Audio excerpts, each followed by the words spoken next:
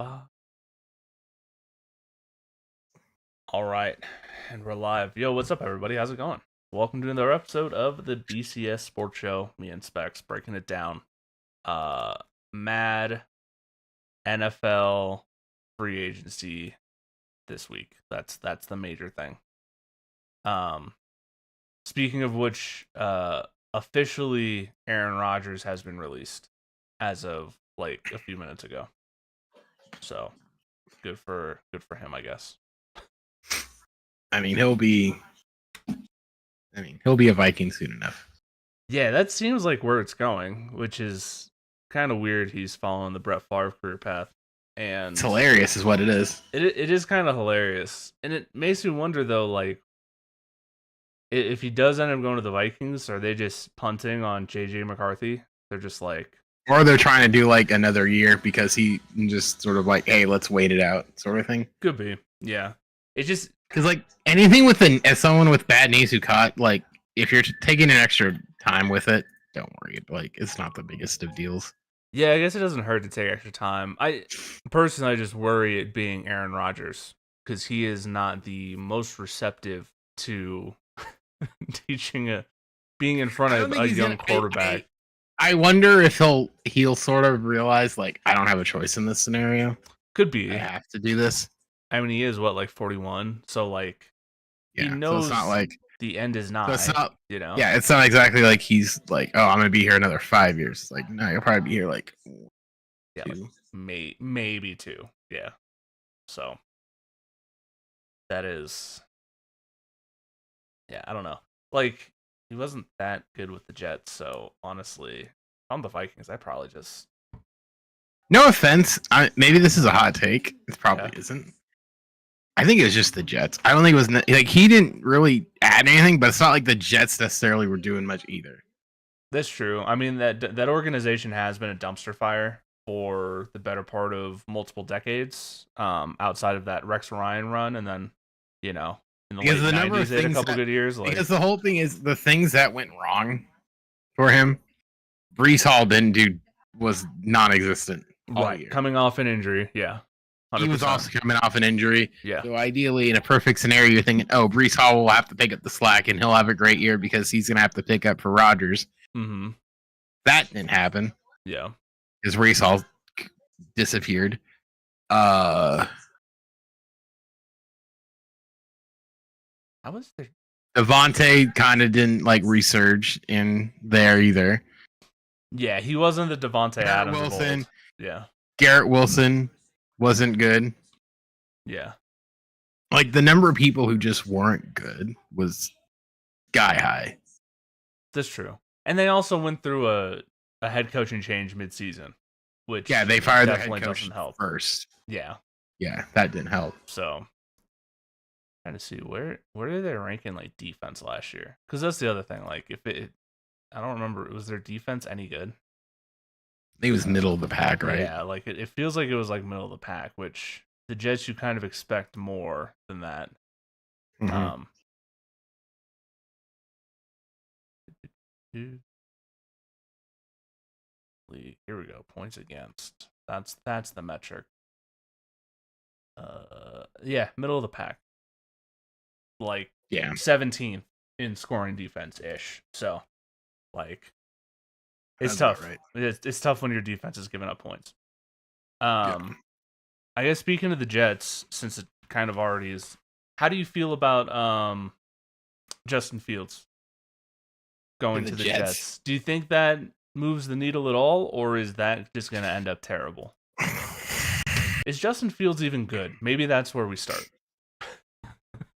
I don't know. That's the answer to all the questions. I don't know. And that's the thing, is like, I don't think anyone knows if Justin Fields is good. Because if you look at it like across the board, it's like, did the Jets didn't do anything else? At least they haven't. No, they haven't yet. Like, it's like, cool, you got a you got Justin Fields for a couple of years as your starter. Mm-hmm. Okay, like, does that change anything? Probably not. I mean, that's the whole thing. Yeah, it's not going to do you any good. You would think Breece Hall would be back more closer to pre-injury Breece Hall, given an extra year removed from the injury. They still have Garrett Wilson, but yeah, outside of that, it's. I mean, cool. You got a quarterback that can run. Yeah. So I guess that might help a little bit. Mm-hmm. But it's just like I don't think it benefits them in any way. Well, I don't. Let's start there. I should say it's low risk. I don't think it's a lateral move, but I don't think it's like they're going to contend. No. They're definitely not going to contend. But I actually don't really hate it for the Jets because like Justin Fields is super cheap. He signed 2 years, $40 million, which I learned today. Apparently, he's like the only quarterback that's between like 15 and 40 million a year. Like you're either like above 40 or below 15. So like the deal is fine. And like you might as well. You're gonna kind of suck anyway. So like you might as well, see what happens because he has the talent. Well, slide. Allegedly. Allegedly. Yeah, my camera moved. We're good. So and it's hard to me. It's hard to see if he's any good. We don't know because the Bears were a dumpster fire. Pittsburgh kind of gave up on him 6 games in. And I don't know if that's Pittsburgh was like, hey, this guy actually isn't good, even though he's playing well, or if it's hey, Russell Wilson is here and we kind of have to appease him a little bit. So I don't know. Both. It probably was a little bit of both, but yeah, I don't hate it by the Jets. It just doesn't do anything. Nah, yeah, it doesn't do anything for anybody, honestly. Let's see. I guess I want to say the Broncos killed it. I would like to go there. Yeah. I would. Oh, we're doing that now. I would love. We got a new starting safety, Hufanga from San Francisco. Also got Dre Greenlaw. The Colts also got someone from there, from the Niners too. I just say. Oh, we got their other safety. We got their other safety. Yeah, didn't you get Charvarius Ward? We got Charvarius Ward, who I love. I love Charvarius Ward. Yeah, he's awesome. No, that was actually a really good move by the Colts. Let's get my former team, the Colts, out of the way here. Okay, yeah. We'll go there. That was a good thing. They got Ward. Love the move for him. However, I hate the other move they did. In Daniel Jones. Daniel Jones one? Who's probably going to be starting, which to me is just hilarious. Because now Anthony, if the only interesting thing, and I think somebody made the comment, of course, Pat McAfee jumps on it, where it's like, oh, is Anthony Richardson going to get traded? Which I think is the right move. Get him out of there. Yeah, I agree. Because we all know who the savior really is. Is it? Yeah, I guess it's the Manning. All roads lead to Manning. All roads lead to Manning, the Arch. So I say whatever helps them lose more to get Manning back. Which, I mean, Daniel Jones is a good step in that direction. Daniel Jones is a great way to lose. A great step in that direction. So I think that was it. That was all I got. Hey, you know what? I like it for the Colts. I mean, if we're being honest, like we probably end up seeing. I would guess we see Richardson maybe traded during the draft. Probably. I just don't know for what. Like, I don't know, like a 5th round pick. Like if you just want to just move on, And they did lose Ryan Kelly, by the way. They lost Ryan Kelly to the Vikings, and I think the Vikings, and then they got another safety from the Vikings as well. Yeah, you grabbed Cameron Bynum. I'm like, well, he's gonna automatically suck. I mean, maybe. I have no idea if he's any good. I'm gonna be 100% honest. He plays a lot. That's a good start. He missed 3 games his rookie year. And the Colts got Khalil Herbert. You did. He's a fine running back. He's okay. Like he's a good the Falcons backup. And the Falcons haven't. And just for the record, the Falcons have not released Kirk Cousins. They have not, and I wonder. And it says, so according to ESPN earlier today, it says they have no plans to move on from him, even though he's making $27.5 million in fully guaranteed salary this year. And yes, they plan to start Michael Penix Jr. this year. Gotcha. Well, yeah, I mean, it looks like on Spot Track, if they were to cut him, his dead cap hit was $65 million before Sunday, and if they trade him, what does it say? Traded him would trigger a $37.5 million kid cap money hit, but it's hard to imagine a team willing to take on that money. Yeah, $10 million. So they're basically stuck with him this year because otherwise the dead cap is ridiculous, and no team wants that contract. So I guess that's not super surprising, but I mean, are you okay? I know the old adage some say is if you have 2 quarterbacks, you have none. True. Yeah, that is true. Well, I think those that adage is more for cases where you have 2 young guys where you're not sure who the guy is. This is that situation. Yeah, this is like we have an old guy we're trying to push out for the young guy. Also, too, I wonder if this is the scenario too of like, are we better off keeping Kurt and seeing if it was just a fluke because it was his first year back from his Achilles, and we just sort of need to maybe sweep that away a little bit and see what happens? It could be, and like it doesn't hurt to have someone that at least in the past has been good if Penix really struggles, which is possible. Which is definitely possible, 100%. Because the whole thing was regardless of how or good or bad, what's his Cousins was. Mm-hmm. They were almost a playoff team. And Penix in 3 starts was fine. Actually, not even fine. He was 58% passing, 3 touchdowns, 3 interceptions. So I mean, in the grand scheme of things, if you're sort of like, oh, we can't really find anyone take on the money, are we in a bad situation if we keep him and let's say he starts again? If he just doesn't have a rough patch, they would have been a playoff team. So I mean, ideally, and plus 2, also food for thought. Sorry, I had a burp. No, you're a dramatic pause. In this scenario, you have the big time money quarterback, so you don't have to necessarily worry about maneuverability for your young guy, like everything else, because you're paying the money already, and essentially you have 5 years to like figure it out or whatever. That's true. So if you're in the grand scheme of things, why would you want to punt on that and essentially have to start it over? Right. Like that'd be my thought, is why would I want to start over and have to pay the money again? Right.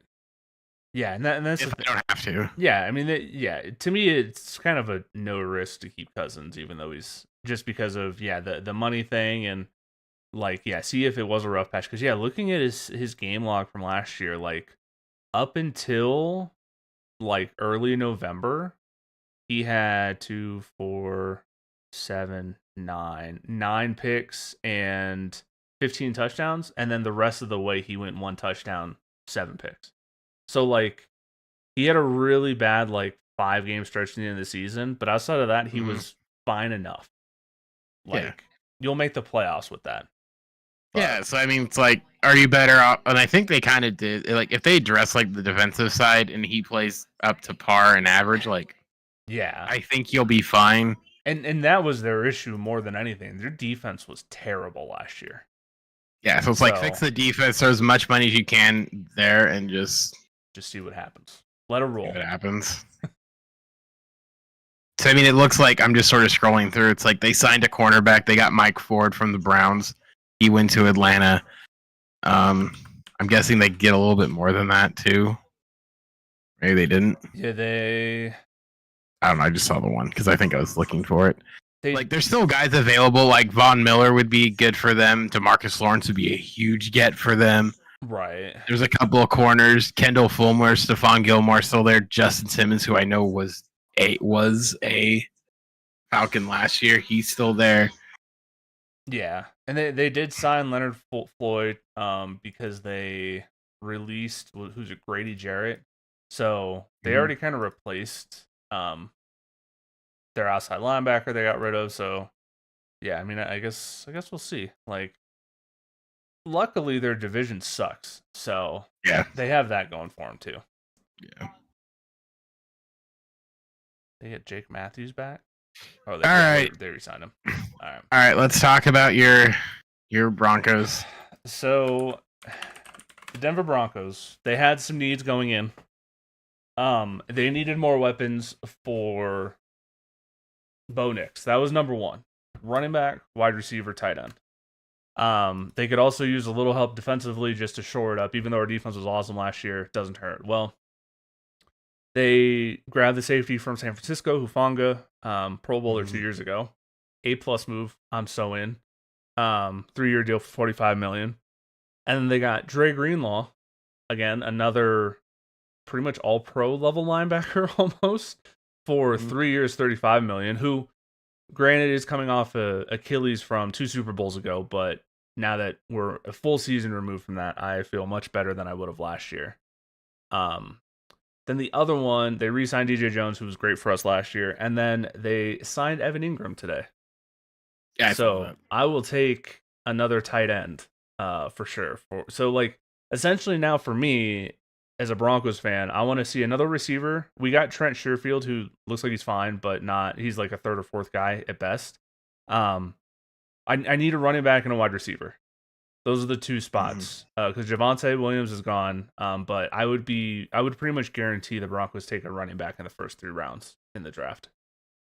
So I'm excited to see a former Bronco become a current Bronco in Genty. There you go. It's gonna happen, dude. So yeah, I'm excited. Yahoo gave the Broncos free agency a B. They re-signed Jared Stidham, Hufanga 3 years, 45. Trey Greenlaw 3 years, 35.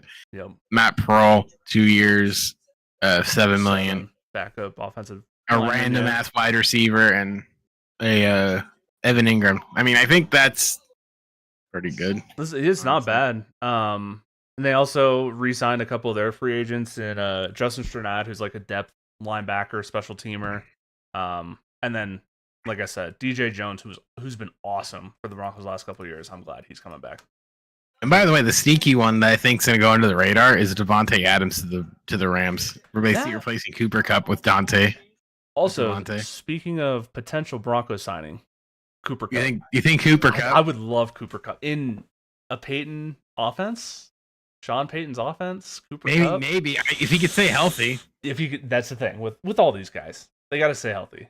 But yeah, that is interesting that the Rams were so. It seemed like they were in a hurry to get rid of Cooper Kupp, and then they go with the receiver. I wonder if they had inklings. He's just as old. I wonder if they had. Yeah, but I wonder if they had inklings because Devontae's not injured, and we need because Puka's already injured, and Puka's got more of an upside. That's true, I guess. I mean, yeah, Puka's also younger, but so it's like, would you rather have if we had to have one old guy who's our age? I know, right? Old guy, and it's like we're older than them.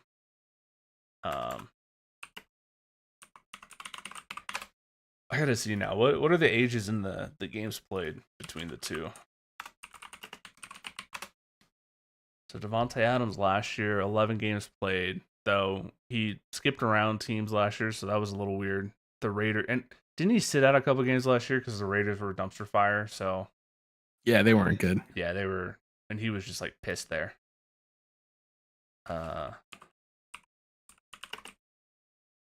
He's 32. Cooper Kupp is 31. And plus two, they sort of ousted his buddy.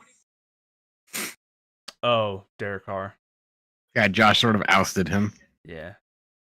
Good old Josh McDaniel over there. Good old Josh McDaniel. That's just Josh McDaniels doing Josh McDaniel things. Taking a hammer to the china shop. That's what he does. You know, classic. Yeah, I don't know. I like the Devontae Adams signing for sure for the Rams. Yep. Like, give Stafford a really good target to go with Puka. Like, yeah, sounds good to me. Like, but I don't know. It's just interesting how fast they wanted to. I'm also interested they couldn't find a trade partner for Cooper Kupp. I think his contract's pretty high, right? It is. It's $26.7 million. So it's definitely not small, but like it's so weird when teams are like, "Hey, they essentially there's all these rumors they're going to get rid of a guy."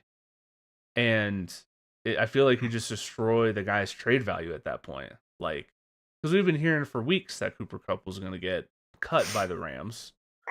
Like, why wouldn't you try to keep that quiet until try to get a better trade? Why would you? You know? Yeah, it's like, why would you want to trade him if you can't get any? Right. If he's going to be released anyway, why give up assets? I would have just kept him and said, we're going to run 3 great wide receivers. And we're just going to throw the ball like you wouldn't believe. I That's what I would have done. I don't know why they didn't do that personally, but I guess if the injury thing is a concern, then sure, whatever.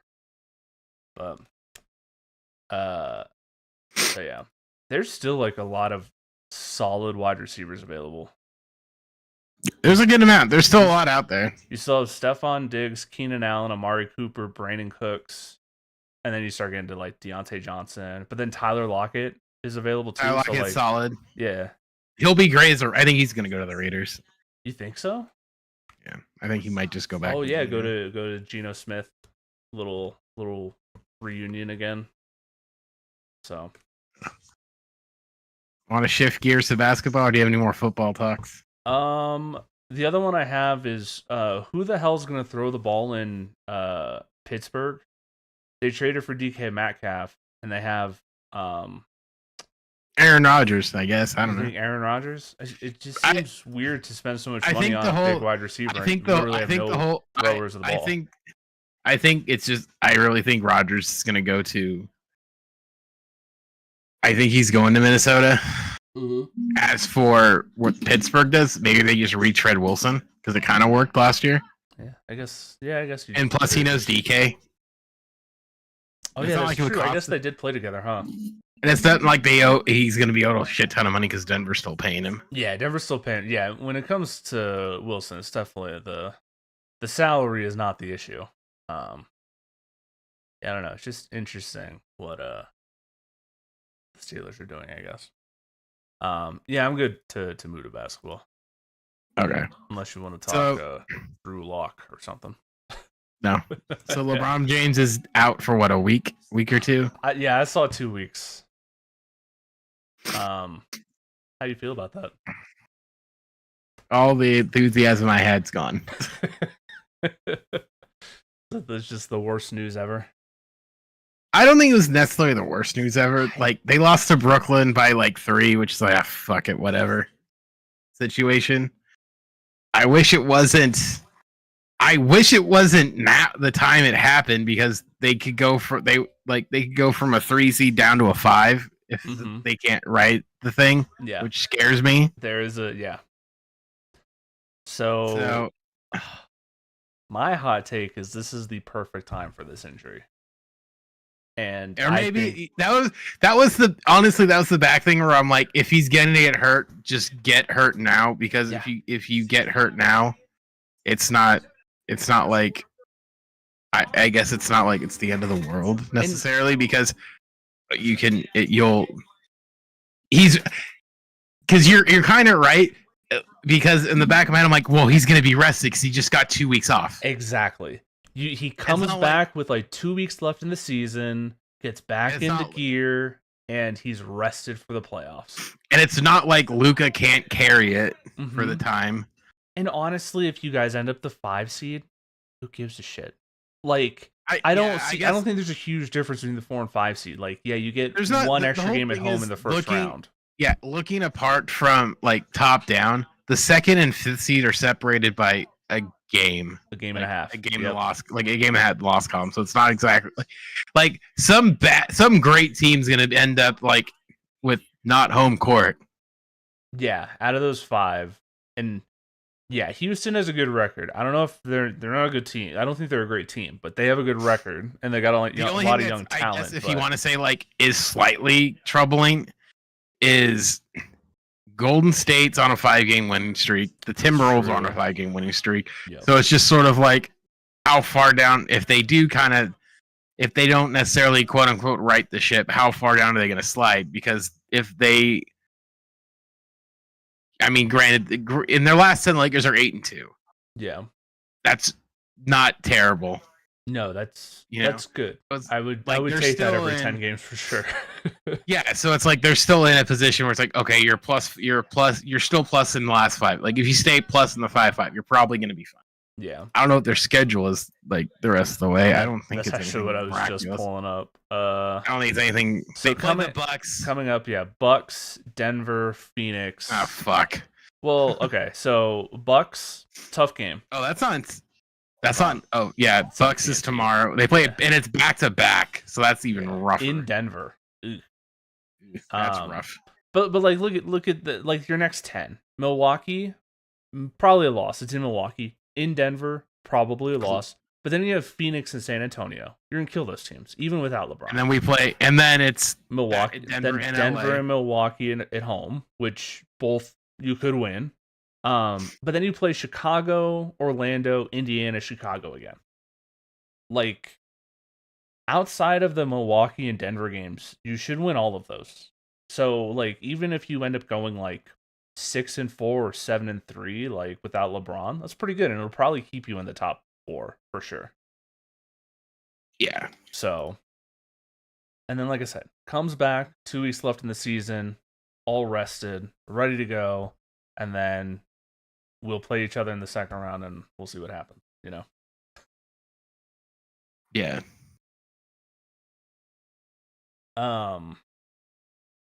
Do you have any more on Lakers? Just be healthy for the playoffs. That's at this point, that's all anyone's asking for. That's all I really care about. I'm asking that for the Nuggets too. Yeah. Like that's all I really care about because like past sort of like that week, like you said, it's Bulls, Magic, Pacers, Bulls, tough game Grizzlies, tough game Rockets, Warriors. 2 of those 3 are at home, so it's not a huge loss. And I mean, you know, at the end of the season, you do have 2 in OKC, but at that point, they may be resting guys. They may not care because the 1 seed is pretty much locked up for them anyway. So yeah, I don't think the Lakers are in a terrible spot. And if this injury is going to happen, now's the perfect time to do it, especially with the 40-year-old LeBron James. Denver. Let's talk Jokic. The 30-20-20. 30-20-20. Yeah. He finally did it. He's probably not going to be the MVP. He finally did it. And that's what's crazy is like, I think this is his best season out of all of his MVP seasons. You know what's wild? And this is, looking at the stats, I still think Jokic should be the MVP. The man's averaging a triple-double. I know SGA is playing on another level. He's amazing, yeah, 100%. But the whole thing is like, I just want to be like, you don't see a center do that. No, you do not. You don't. He's Russell Westbrook as a 7-foot center. Like it's not even a weak triple-double either. It's 29 points a game, 13 rebounds, 10.5 assists. And not only all the counting stats, but also the efficiency, where he's also like, I think he's second in the NBA in steals per game and third in 3-point shooting per game. Yeah. Plus the 2-point, his field goal percentage is obviously very high as well. Yeah. He is the best basketball player I've ever watched. And I agree. I think he should win MVP, not just from a biased perspective, but because without Jokic, the Nuggets are probably like the 14th seed in the West. Like, even though I love the rest of our team, they don't work without Big Honey out there, you know? So. Yeah. But it's just weird for me because it feels like this legitimately feels like Shohei Ohtani, Aaron Judge, where it's just like, okay, what do you value more? The thing you see every day or the thing you haven't seen apart from last year? Right. Yeah. And when it comes to the MVP thing, like, the narrative will play a part. Like, people are going to vote SGA just because Jokic has won 3 of the last 4. So that'll be a consideration. Like, and SGA is awesome. Like, if it were any other year, I'd be like, yeah, SGA is easily the MVP. It's just, he's also going against one of the most historic seasons we've ever seen. So, like... Didn't he finish second last year, too, in MVP voting? SGA did finish second last year, yeah. So, like... So I wonder if they might give it to him this year. Yeah, and that's the thing is, like, I have a hunch that might be what happens. Especially, they did a similar thing a couple of years ago with Embiid. Like, What are the odds? I'm just curious of who's leading. So yeah, SGA is leading in odds at 126. Jokic is second at plus 300, and that's Giannis at plus 5,000. Yeah. So clearly they're thinking, oh, it's going to flip again. It's one of those two. And it's funny, I read a tweet with the odds where, so the Nuggets and Thunder played a back-to-back on Sunday and Monday. Between Jokic's Friday 30-20-20 game and Monday, it had flip-flopped 3 times, the MVP odds. Oh, I don't doubt it. Depending on who won. Like, SGA and the Thunder won on Sunday. Jokic hurt his elbow in the first quarter, so he didn't play very well. And then the odds shot up, I think Jokic was like plus 800. And then after the Nuggets won Monday night, it like flipped back down to where it's like plus 250 or plus 300 or whatever it is. So yeah, it was supposed to like 350. Yeah. So the only I said, I think this is one thing I sort of despise, especially with the NBA's MVP, is it really does sort of feel like this game of it's never. And I think the MLB has this problem too, to a certain degree, but because there's 2, it's a little bit less. That's true. Yeah, they give out 2, which is weird. Yeah. Where a lot of times it's almost like they give it to the guy who lost last year because it's just almost like, well, he'll win another one. It's like, this is why I'm sort of getting to the point where I'm like, I don't want writers to vote. Because I'm sick of this nonsense. I'm over it. I think I just don't like it. Yeah, I see what you're saying. I just don't want writers involved anymore. Thing is, though, like, if writer, like I understand the writers can be frustrating, but also like all the other options suck. Like you can't have the fans do it because then the most popular player in the NBA is going to do it every year. Here's what I would rather have, and maybe this is just as bad. Have it be the fucking guys on TV who cover it. At least they know what the hell is going on. Because with the writers, outside of beat writers, which I don't necessarily think there's beat writers who vote for it. How many columnists went to 3 NBA games and watched 5 all year? Yeah, you're right. There's like Stephen A. Smith hasn't been to an NBA game all year, even though he talks about it every day. That's the problem. Like that's the problem. Is like that's my thing with writers. Is like I much rather be the guys, like have it be the inside the NBA guys, the guys who call it for ESPN, maybe apart from Stephen A. But guys who clearly know. Honestly, I wish instead of like just having this wide net of 1,000 voters or 100 voters or whatever it is, I kind of wish they would do kind of like and I don't know how big the selection committee is, but for college football, like a very small group of trusted NBA people, like give me Zach Lowe, like people like that. Like they're not necessarily writers, they might be podcasters or whatever, but like they are very there is no favoritism. They know basketball, obviously. They don't really like they don't want the drama or the storylines around it. They just give a shit about basketball. Like, yeah, I think that's who the people who should be voting. Like, yeah, that's what it should be. But 100%. Is it going to be? Probably not. No, and like a lot of those people have a vote, but also then there's all the other idiots that have a vote. Where you're like the guy that voted MVP for Domantas Sabonis a couple years ago, and it's like, what are we doing? Yeah, it's not even in the conversation. No, that's part of the problem. That's what you end up with. Yeah, honestly, they probably should just do an audit of who gets the votes. Because it's obviously they don't. Same thing with the Major League Baseball Hall of Fame. All of them. With those guys that are like, no one gets in. It's like, well, you don't deserve a vote. Care. Yeah. So, but yeah, I guess we'll see. It'll probably come down to the wire with the MVP race, and yeah, no, it's like I said, it's all of them.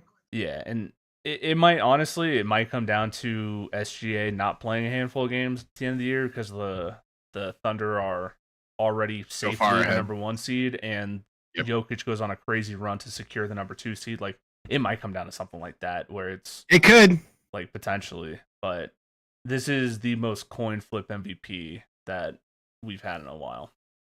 And the other thing is like with MVP too, like yeah, SGA could win MVP, but he's not the best player in the league. Like the best player wins it sometimes, but it's not like an every year thing. Otherwise, LeBron would have like 10 of them. So. It's okay. Yeah. We go deep in the playoffs. I don't care about MVP.